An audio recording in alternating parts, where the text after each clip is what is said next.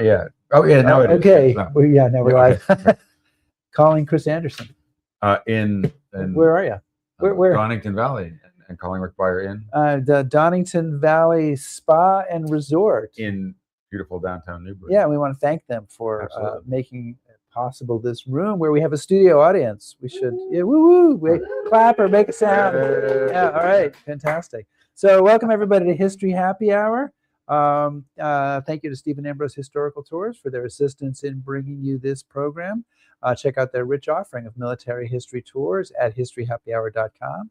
And whether you're watching live, watching on replay, or listening on the HHH podcast, okay, welcome. And today we're going to be talking with Robert Edsel about his new book, Remember Us. So, Chris, we should thank all of our Patreon supporters, and we will throw that up here to thank them. And I just got a text from somebody. We've left somebody off the list. I don't remember the name, but I promised them I'd get it on for next week. So how can you promise if you don't know their name? It's in my messages, so I can. But if you want to join and become a patreon.com supporter, please come to patreon.com/historyhappyhour. And so, Chris, we should see, the question is, do we have anybody watching today? We have quite a few people, yeah. Reach up here because I'm going blind. But Catherine has joined us from Savannah, and Doreen is back with us from Tennessee. So good to see Gene. And Gene, we're taking good care of Chris, and he's behaving well. Gene Templin is Chris Templin's wife. So yes. Yeah. So great. And is Xavier there? That's my question every week. Yeah. Is Xavier? We're not international yet. Xavier's I know. So he's not here yet. But our audience is building, so we should probably get this show underway because Mr. Edsel is waiting for us, and we don't want to blow it. So give me a cue, all right, and we'll get started.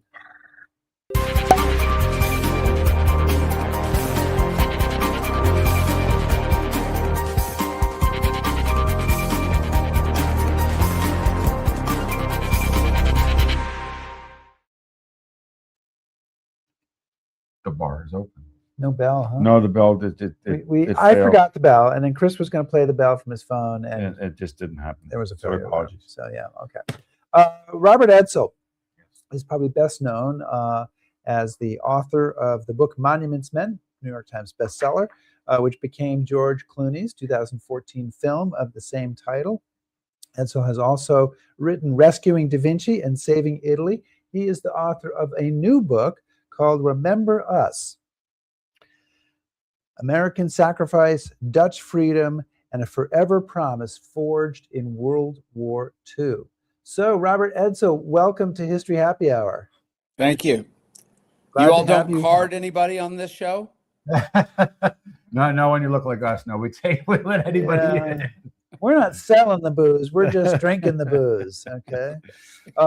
So we're going to get into your book, but I want to first ask you kind of how you got into the history business, because you started off in the oil and gas business. You're an inventor, doing all this stuff.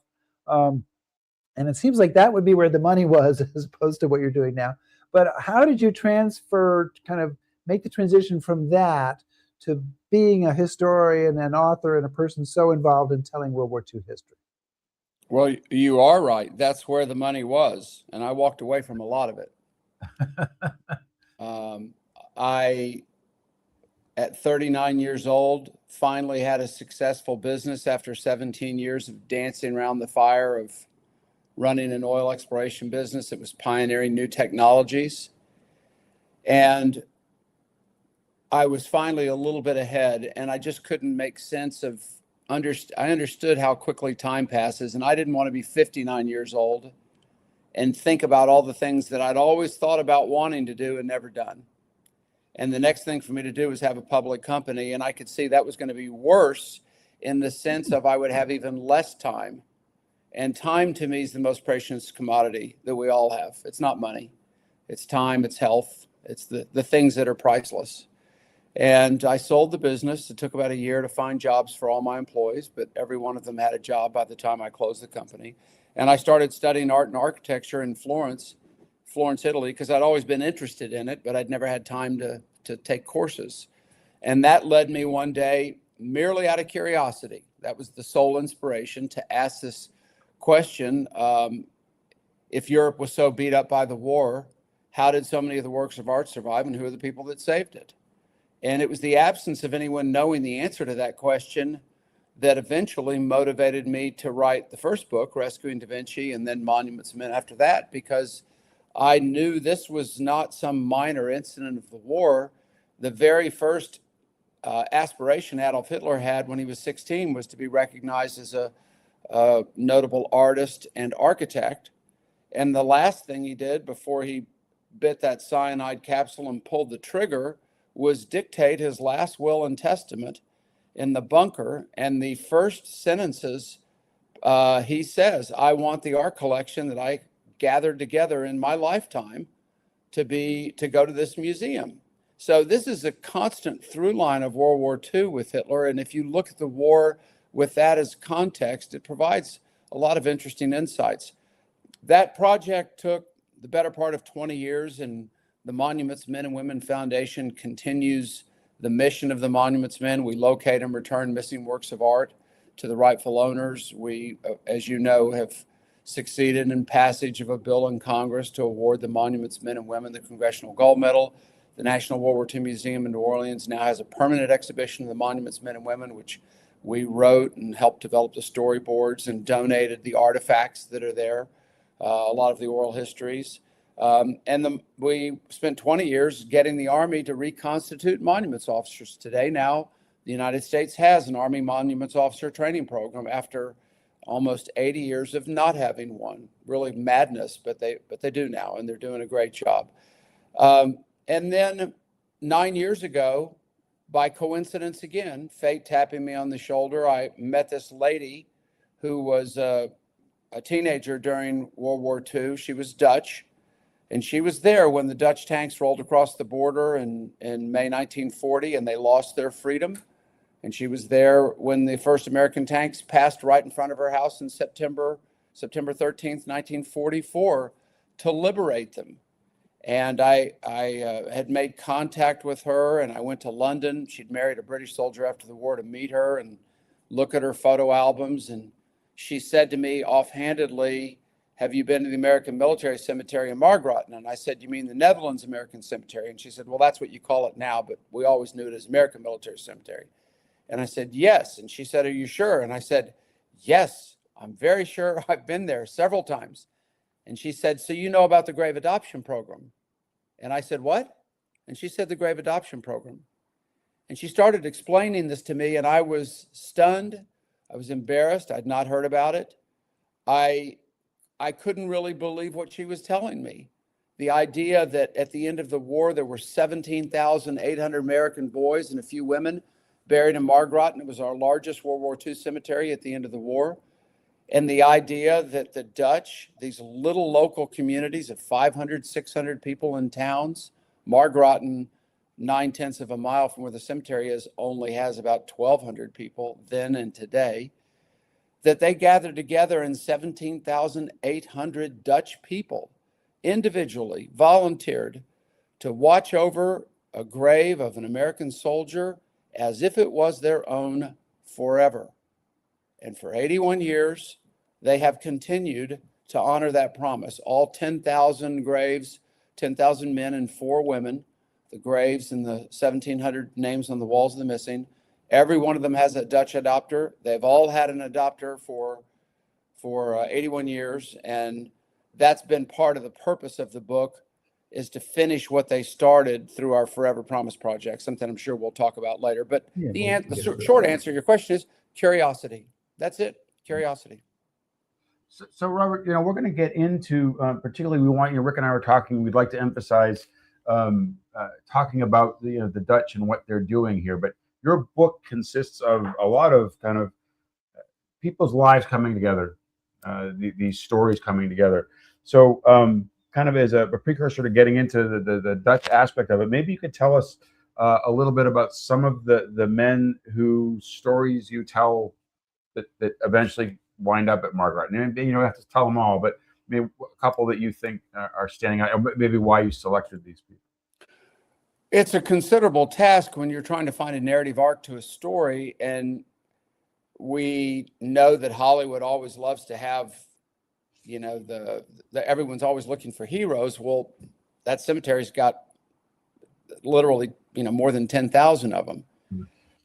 Which 10,000, which of the ones do you pick? You can't pick 10% or 1%. It's just too many.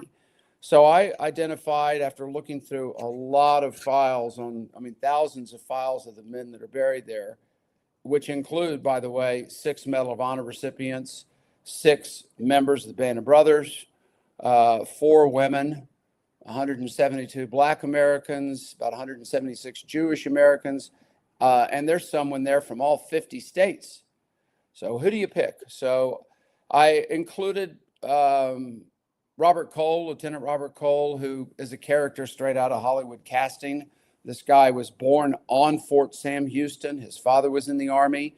He was in the first group of paratroopers, 101st Airborne. He knew Eisenhower when Eisenhower was a lieutenant colonel at Fort Washington, and that would end up coming full circle in England hours before D-Day when General Eisenhower went to pay respects to the paratroopers shortly before they're taking off on June 5th.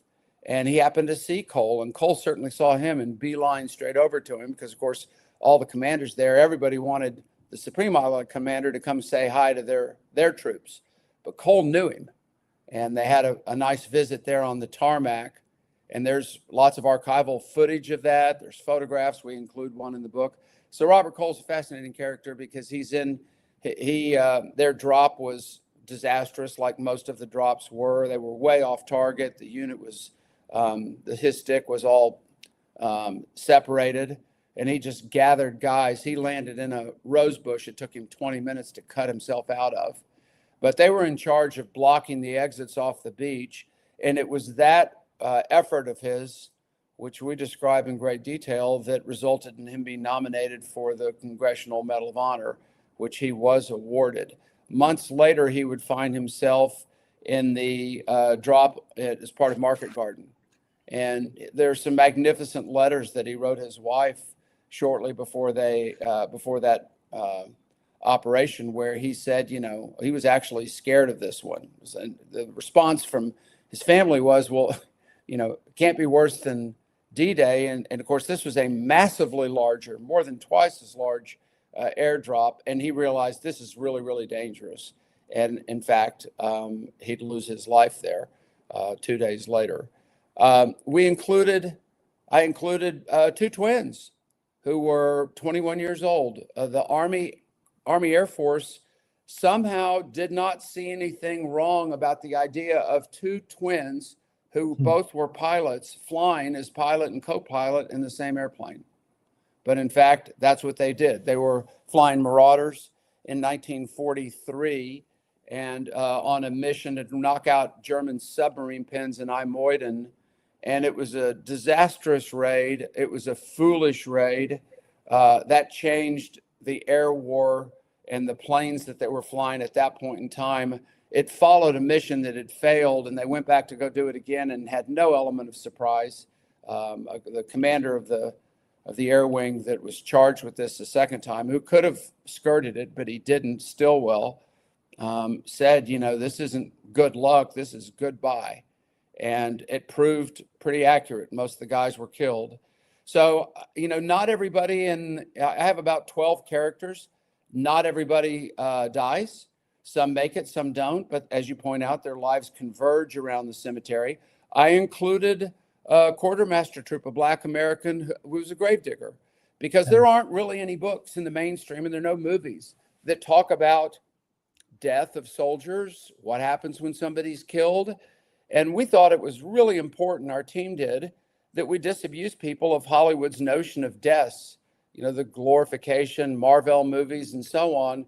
There's nothing glorious about it. And it's horrible. The process of burial is gruesome, identifications, etc. It's a dangerous task because there's live ammunition on these soldiers. And we wanted people to understand exactly what the experience was like, to try and demystify it. You know, I get it. If you think about it, if someone was going to make a movie about just the burials, that would be depressing. But what's so inspiring about this book is it doesn't end like World War II with, with those that live and those that die. There's this inspirational event that happens that's unique in history, and it's this grave adoption program against the most destructive, brutal, costly war in history. There is this human effort that is filled with gratitude, remembrance, and grace. And it's a high watermark for humanity against perhaps the most bestial, brutal behavior of mankind, as evidenced by the concentration camps and so many other things during the war. So your book focuses on Americans and Dutch people in this one area of the Netherlands, the South Limburg region. And the Germans thought the occupation of the Netherlands would be pretty easy.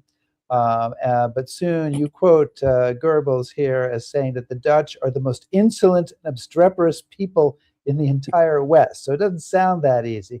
Talk a little bit about the occupation experience for the Dutch. And I don't know if it was different than what it was for say people in France, which probably gets a lot more attention, but just a little bit about what the Dutch went through in the occupation. That was a very moving part of the book.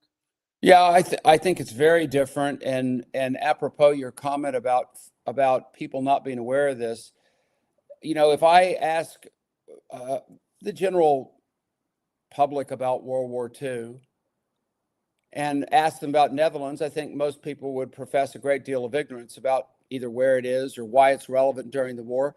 Tom Brokaw, on the 75th anniversary of VE Day, said that the Netherlands was the most undertold story of the war.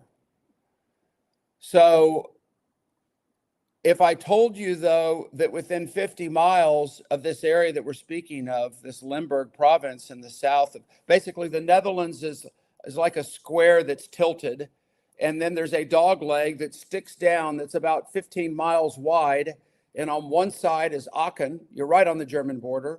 On the opposite side is Belgium. To the south is France.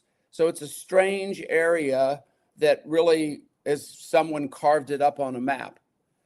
And this road that the Germans took to get to Paris, because this is their objective, has to pass through this area. And it's the same road Napoleon took. It's the same road Charlemagne took.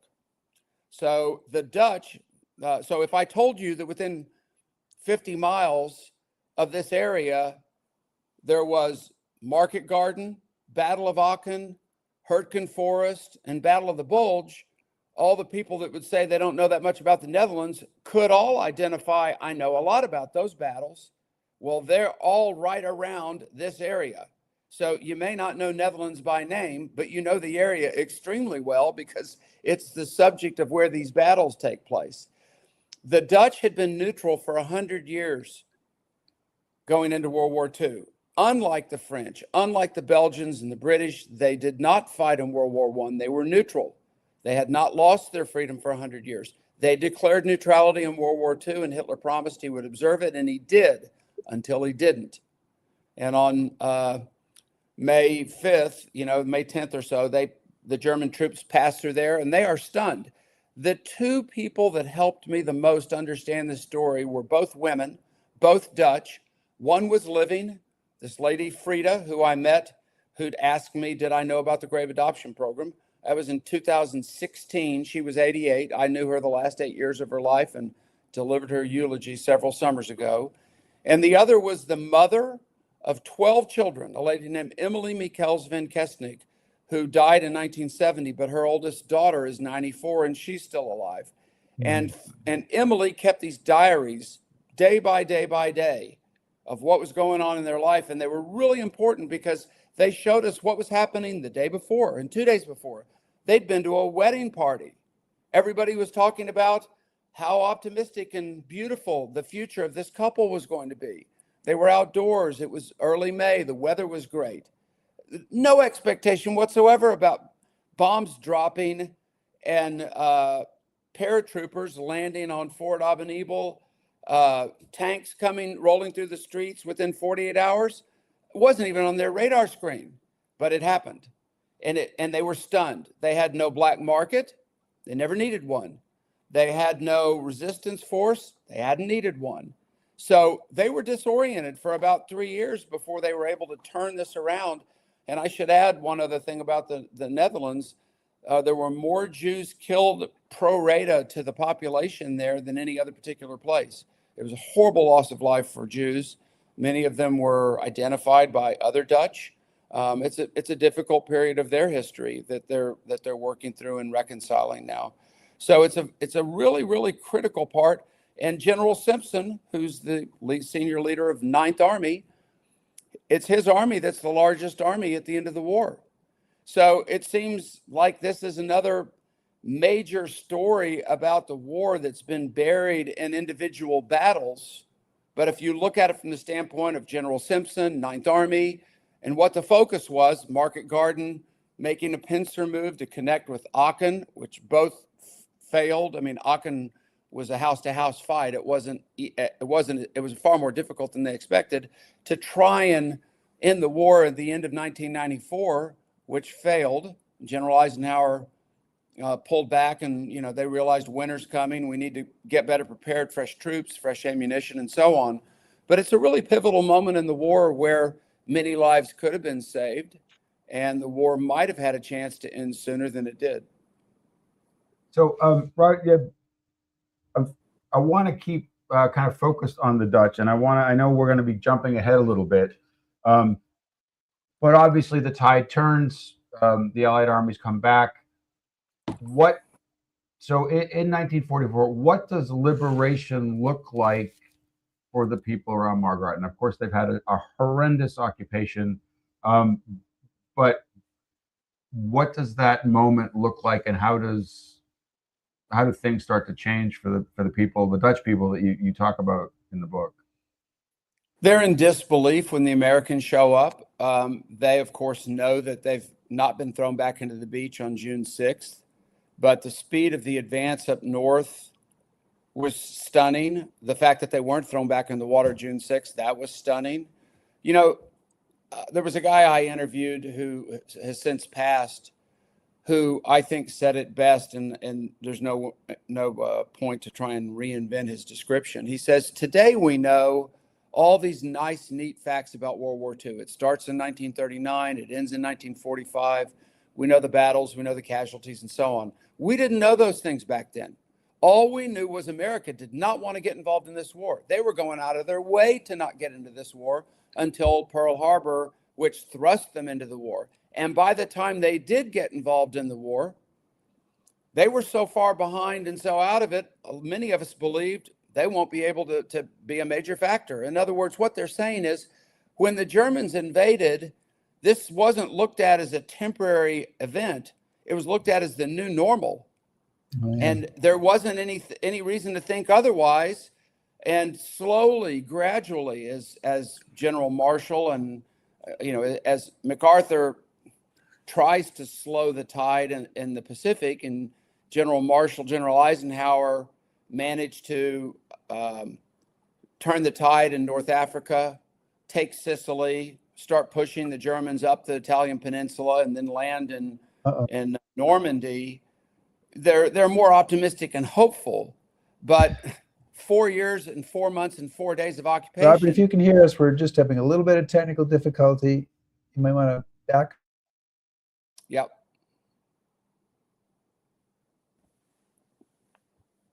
I can hear you fine.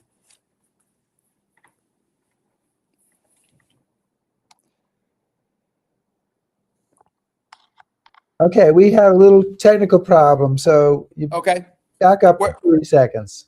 What I was going to say is, things looked bleak from the Dutch perspective because that was the new normal. And when the tide turns and the Allies take control of North Africa, they managed to capture Sicily and then move up the peninsula. They're hopeful about Normandy, but they also understand that the Germans are a fierce fighting force, and they've been occupied for 4 years, 4 months, and 4 days, and that will tend to knock out your sense of optimism. So it was very much a show me thing. I'll believe it when it happens. And sure enough, these American troops literally start showing up in hedgerows and walking down roads. September 11, 12, 13, the tanks come rolling through the east side of the Moss River, through the Margraten side. And September 14th, they're on the Maastricht side, on the west side of the Moss River, and control that area and push the Germans back across the border back into Germany. So now basically the battle line's drawn at that stage. But what ends up happening when General Eisenhower makes the decision that we're not going to get this done in 1944, Ninth Army sitting here with hundreds of thousands of troops, ammunition, fuel, new equipment, food, and they don't have anywhere to go. I need not tell you all and your audience, combat troops are meant to move. They're not meant to be stationary, and here they are stuck. And it provided a unique opportunity for them to get to know the people of Limburg, and the people of Limburg couldn't have been happier to meet them. The people, their liberators, the men and women that freed them, and they invited them into their homes. They let them sleep in the barns. They fed them the food that the Americans had because they didn't have any food, but they cooked it for them. They washed their clothes. They didn't have any detergent, but the American Army did. They used it and washed their clothes for them. And they got to know a lot of these boys. So that was a significant event.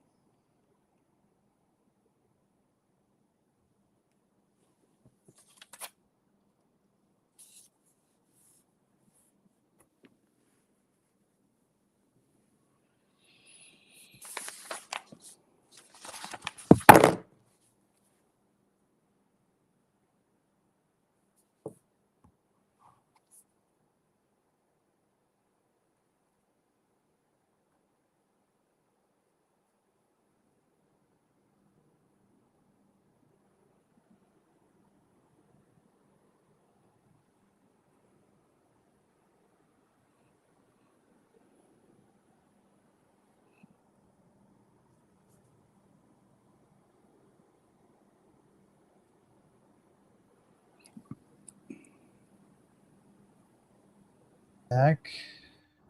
Hey. There you are. Hotel Wi-Fi. Hotel Wi-Fi. Yep. It does seem to me that the Dutch are particularly in love with their liberators. I mean, I maybe that's not the phrase to use, but that they are just super excited by the presence of Americans there when they come through. Absolutely true, because you have a unique experience there. Combat armies are meant to move. They're not meant to be stationary. And the troops Did you there, hear that, Robert? Yes, I did. I heard you.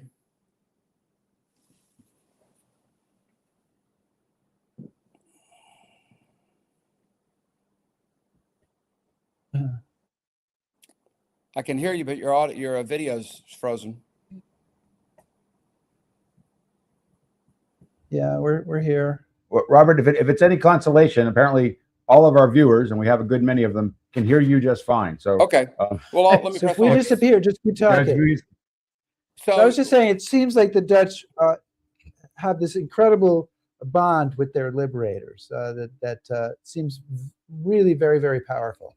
Well, that's true. You have combat armies are meant to move. They're not meant to be stationary.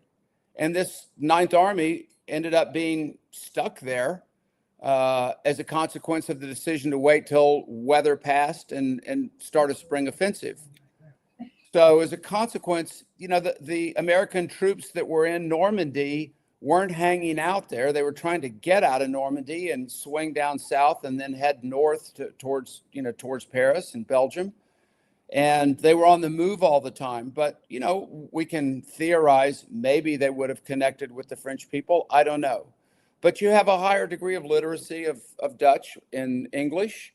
And this land in Limburg is fertile soil filled with orchards and cattle, mostly just growing crops and fruits. And so many of the boys, as we can think about this, from the United States, they came from farms. They weren't necessarily city boys, and it looked familiar to them. And they saw people working with their hands, and they'd worked with their hands. So in a way, it was kind of a marriage made in heaven. And I think there was a great sense of gratitude on both sides. And they were there for about 5 months, 4 to 5 months, and had a chance to get to know the Dutch people. So it's a very special bond that was built. And I think that is in part to explain why the Dutch have had this undying sense of commitment to the Americans that liberated them.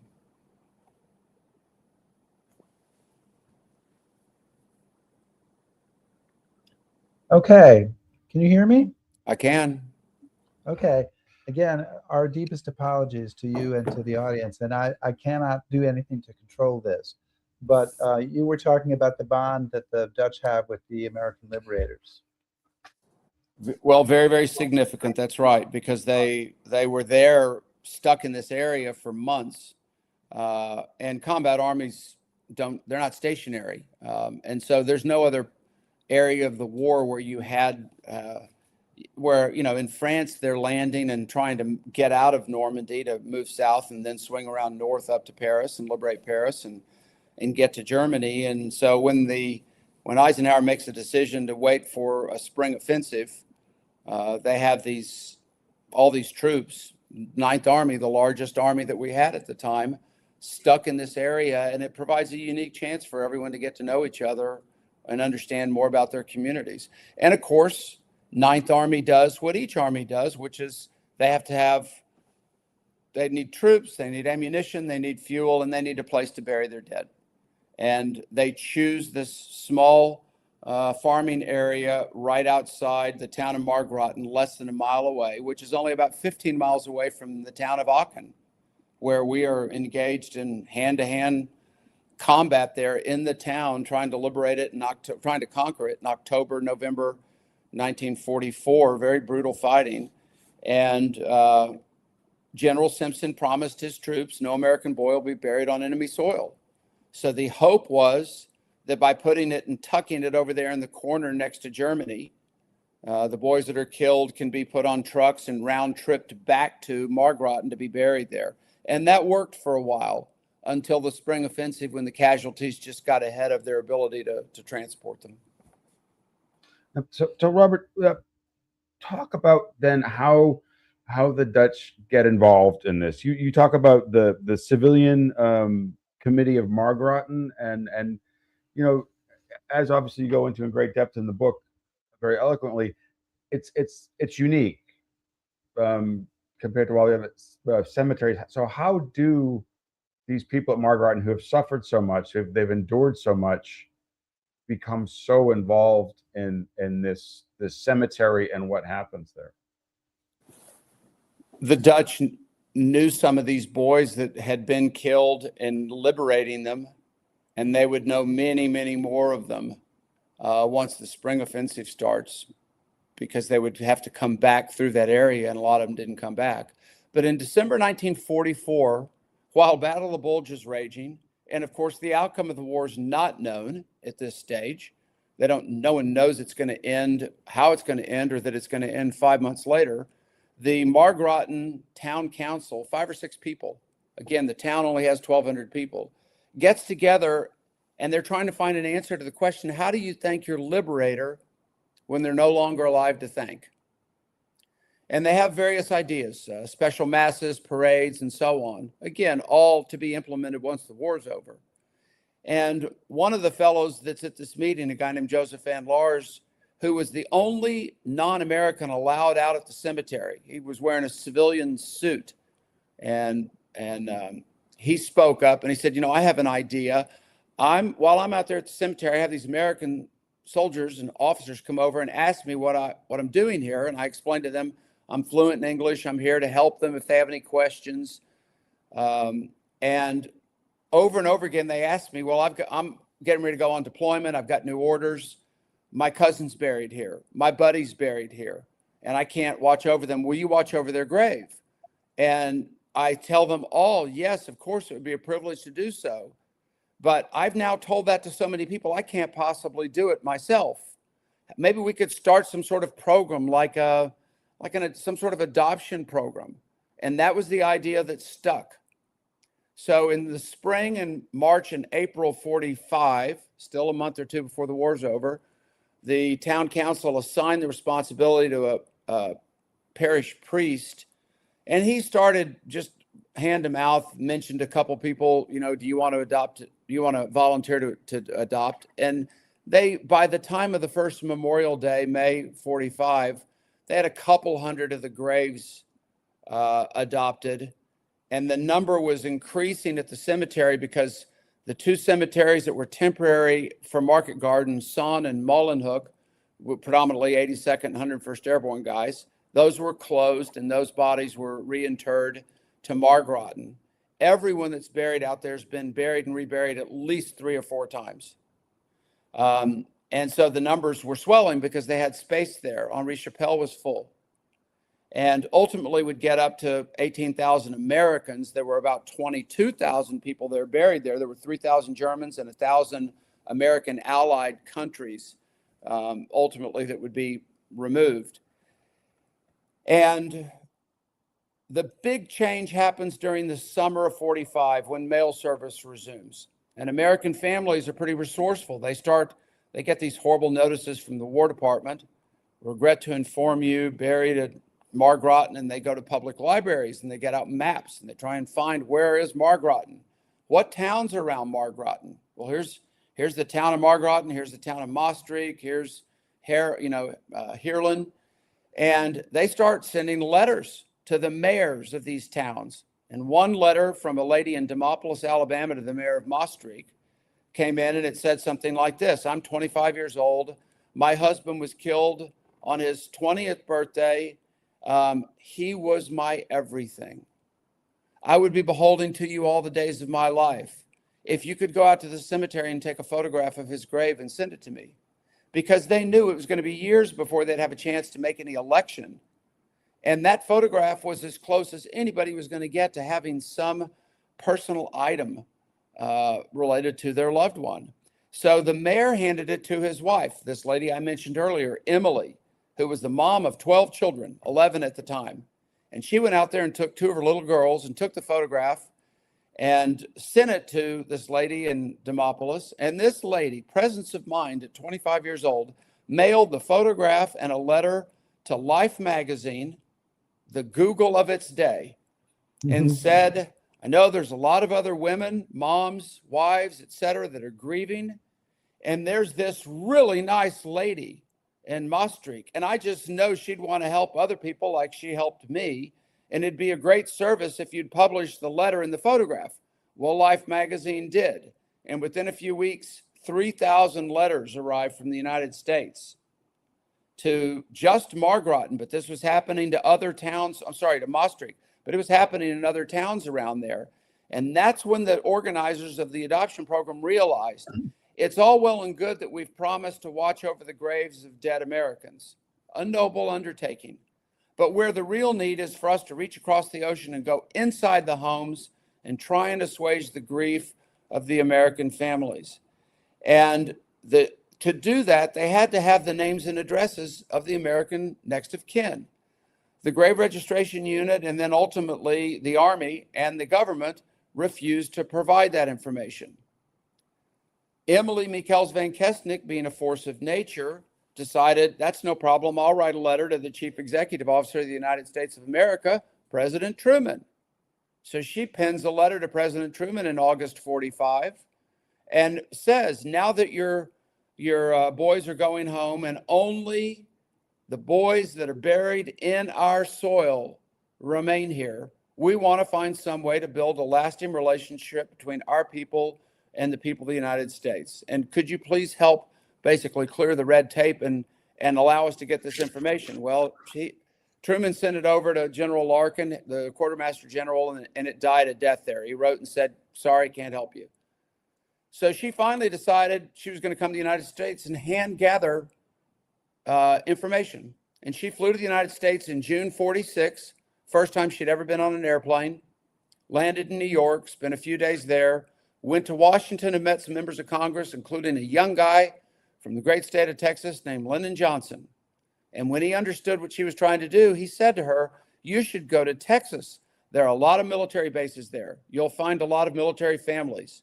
She flew to Dallas, of all places. She spent 5 weeks traveling around the state of Texas, the southeast part of the country, all the way over to Atlanta, up the eastern seaboard, back to Washington, back to New York, up to Connecticut.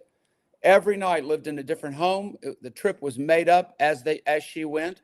Hey, I know someone you could stay with tomorrow and so. Someone put her in a car, they drove her there. And she spoke at VFW halls, American Legion gatherings. And to everybody, she said, it will be 3 or 4 years before you get to make an election to choose to have your son or daughter sent home. Leave your boys with us. We'll watch over them like our own forever. A forever promise. And that resulted over the course of time in the foundation, the Dutch foundation that manages the Dutch adopters, gathering about 2,000 of the names and addresses of American next of kin. So there were 8,000, ultimately out of the 17,800 men and women that were buried there, about 8,000 were brought back to the States by families, leaving about 8,300 graves and 1,700 names on the walls of the missing. So you add them together, you get to 10,000. And every one of them's got a Dutch adopter. But those Dutch adopters are only in contact with about 2,000 American families. And so the Monuments Men and Women Foundation entered into a joint venture with the Dutch Foundation for Adopting Graves that we call the Forever Promise Project, foreverpromise.org, a non-for-profit. And on that website, we have a searchable database of all 10,000 names of everybody that's buried there. And there's a short questionnaire. We ask people to go there, see, do you have a relative buried there, a friend buried there? And if you do, fill out the questionnaire. Are you aware there's a grave adoption program? Are you in contact with your adopter? If you're not, would you like to be? Will you give us consent to share your contact information with our colleagues in the Netherlands? And we don't charge anybody for this. And just in the last 6 months, we've connected 450 American families to the Dutch adopters that in many cases, they're in the third generation of the same family watching over these. Now, I told you before we started, we're going to make some history today. There's 6 band of brothers that are buried there. Only one, before we got involved, was connected to their Dutch adopter, and that was Private First Class Robert Klinken. We have since connected American relatives of Second Lieutenant James Deal in Illinois. But there are 4 other band of brothers that there is no family member in contact with their Dutch adopter, and we'd like to change that. And I can't think of any group more capable of doing that than you all, because you know some of the relatives of these people. So we are looking for any relative of Corporal William Dukeman from Colorado, First Lieutenant James Moore from Florida, Private First Class Eugene Roman from Pennsylvania, and First Lieutenant Raymond Schmitz from Kansas. And I'll send a follow-up email to you with those names. I've got to plug in my my power here, but I'll send you a link with I'll send you the list of those names. But we're looking for any relative of any of those 4 fellows. Someone can write the Monuments Men and Women Foundation, or they can go straight to the Forever Promise Project and complete the form there. In some cases, these Dutch adopters have an unsent letter from one of these soldiers that they may have written it out, but they didn't fill it out with an address, and so they don't know who to send it to. Or they may have a photograph because the boy may have lived in their home. So it's an unbelievable experience, and I can tell you chapter and verse from these connections that we've made. It's like speed dating, only with friendships. It's just instant friendships. People connect. They talk to each other. If someone's, almost all these people speak English well, but there are all plenty of ways around that. So we implore your all's help in helping us get these other 4 band of brothers connected to their Dutch adopters. Robert, I think the question that I'm sure people have and should be asked is, why was this so difficult then, and why is it still so difficult now? Why wouldn't You would think now with the The- internet and everything that's available that why has there been so much resistance to helping out the Dutch? and is the U.S. government, I'm sorry, we're going to apply 5 questions at once, but is the U.S. government still kind of withholding information from the Dutch adopters? Well, I mean, we have independent deceased personnel files, so we can go through for 8,000 people, if you imagine doing that, and find who the next of kin was in 1940. Right. But, you know, it's easier to just start from today. And so what we're trying to do is use programs like yours and the visibility of the book to raise awareness of this and get word of mouth where people contact us, because that's the fastest, easiest way to go about doing it. And you know, many of these communities in the country, the families don't move as much as they do, say, in Texas. Right. If you deal with the Bedford boys, you know, from Virginia, almost all those families are still in Virginia. So it's just a matter of finding a way to reach out to them in a cost-efficient way. And, you know, I tell you, I told someone the other day, I'd rather wrestle an alligator for a steak bone than go to the government and ask them for help with some micromanaged project, because that's just not what they do. They don't do that well. So it depends on, in my view, private enterprise, organizations with military families, people like that, and understanding that this is a really important and noble thing. The Dutch would have had this thing at 100% matched up if the Army had made this information available. But at the time, I think they were concerned about reports at some other cemeteries, not this one, about people going out, putting flowers down in a grave, taking a photograph, sending it to a relative in the States, asking for all of $5 for it or something. And they were just worried about scams and things like that, and just decided we're not going to make the information available. And that just wasn't what the Dutch were about. I mean, it truly was, despite appearances, you know, for those that want to be skeptical, they just wanted to do good. And Emily Michels van Kesnik to President Truman said that.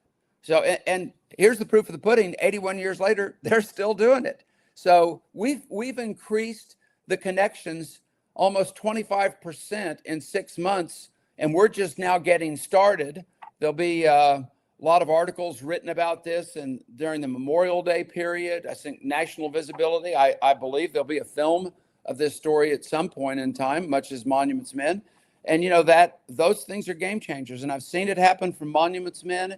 You know, it looks impossible, and then one day you hit a tipping point that none of us can see where it is, whether it's near or far, and things change quickly. I want to bring it kind of changes up our topic a little bit, but I want to bring up a question that came up from a viewer. And I have to go back because we've got a lot of comments on this show. But this is from Wally Morrison, and he asked about the dead whose families wanted them sent home. And so I think something like 39 or 40% of the families brought, maybe not quite so many at Margraten, brought their dead veteran home. Wally says, how were the dead whose families wanted them sent home handled by the Army, and was there any Dutch involvement? No, the Army the grave registration units and quartermaster troops were responsible for that. Essentially, you know, when they're building, this is the undercarriage of the car that we never see, and movies never show this stuff. It's, you know, we see in a movie a soldier get killed and then they cut to the next scene. And that was one of the things that drew me into it, aside from the nobility of what the Dutch were doing, is what the hell does happen to somebody when they're killed on the field of battle? How do they get from there to, let's say, Arlington or some cemetery? What's that all about? I mean, it's a car wreck of a question, but it's one of those things you can't take your eye off. You actually had one. It really struck me. You had one soldier who's killed, and 9 hours later he's buried. 9 hours later, they have taken his body back to the cemetery, done the paperwork, and put him in the ground. I mean, it's not just the paperwork. I mean, they do it. I mean, the bodies come in. Sometimes they're frozen. Sometimes they're frozen, and there's a hand grenade with a pin pulled in a frozen hand that's thawing. So it's very dangerous. They begin trying to remove live ammunition. Then they're looking for all identification marks. They remove the dog tags. They remove all personal papers. They do an autopsy. We saw those autopsies for thousands of boys. They're very gruesome. It's the chart that you see on NCIS or whatever the TV program is, of just a outline of a body, and then they shade in any parts that are missing.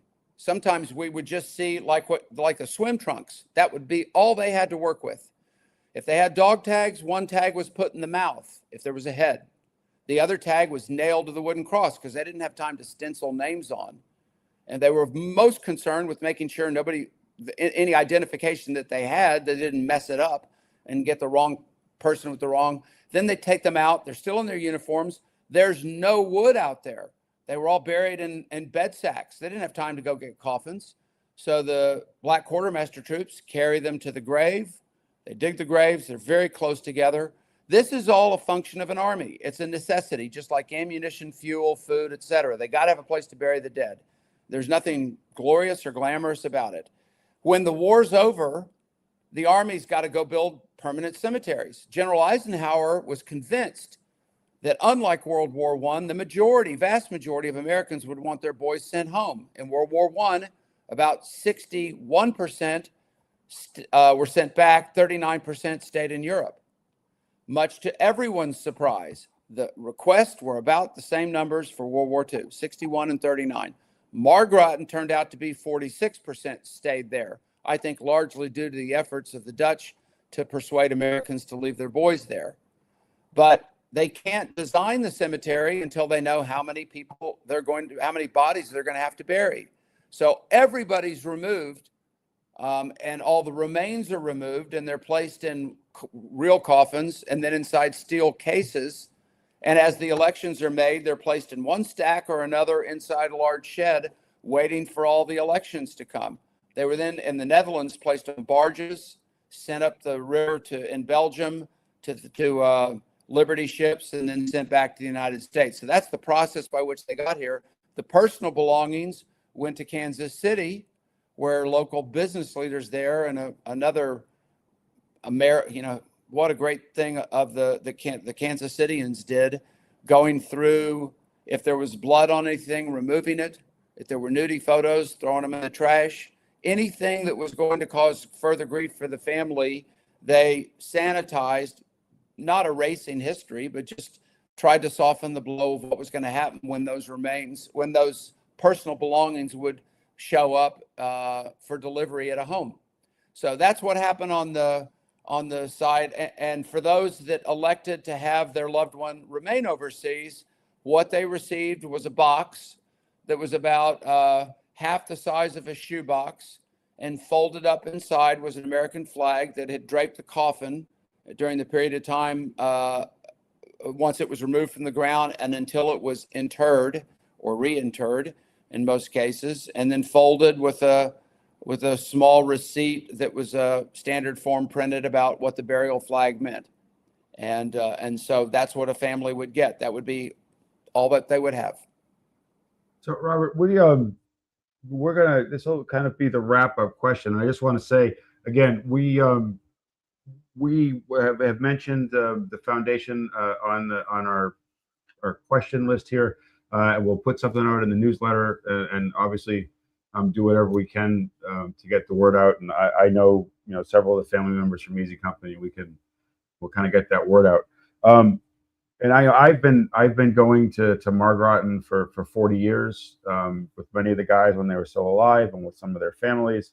And even now, all that time later, I'm still just in awe of that place and what the local people have done there.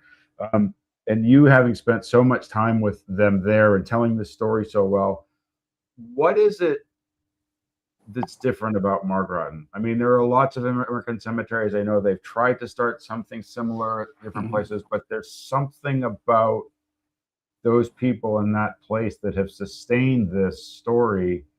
And I'd just be kind of curious what your thoughts are about that. That's a good place to end. Look, and I try and explain this to the American Battle Monuments Commission. Nothing's going to diminish the extraordinary experience of anyone visiting Colleyville-sur-Mer to the Normandy American Cemetery. I mean, it's the setting there up on the bluff, the knowledge of what took place, the heroism to get from down there to up here. It's a remarkable place. And Margraten is quite beautiful. It's nestled on a hill that used to be orchards. But Margraten's like Field of Dreams. Yes, there is a somber element. There's 8,300 gravestones there. You know why you're there. But having been there as often as you have, I'm sure you'll agree, that place is filled with children all the time. Schools are there. The parents and grandparents are out there. They go out there every day of the week. There's no one day, maybe the weekend's a little bit busier, but they take their kids out and stand them in front of those grave markers and point out to them, you know what, this boy that's buried here, he's not much older than you are. And he, like you, had this whole future in front of him with dreams and hopes and expectations. And he gave that up so you could be here and have a chance to decide what you want to do with your life. And those Dutch kids, they know when Memorial Day is, and they know when Veterans Day is, and they know the difference between the 2 days. And that's a survey we're not going to see of Americans, because it'd be a real ugly result. I hate to say it, but it would be. So I think the Dutch have done, and Limburg have done an extraordinarily good job of making sure that people there are imbued with where their freedom came from, who paid for it, and what the cost was. And they do that out there. And so, as I say, somber backdrop, but an exhilarating and inspiring place to be. And I can write a lot of eloquent words about it, and I can tell personal stories, but go out there and set foot on that ground and witness what's going on around you. And you don't need to say or write anything more. You'll get it. Absolutely. Robert Edsel, thank you so much for joining us today. And we want to remind everybody that Robert Edsel is the author of the new book, Remember Us, American Sacrifice, Dutch Freedom, and a Forever Promise Forged in World War II.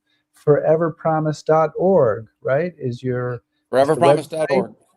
And the email is info@foreverpromise.org.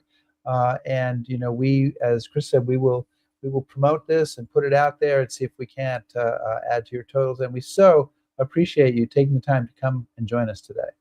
Thank you. Thank you very much. Thank you so much. All right. Take care. Yeah. Bye-bye. Wow.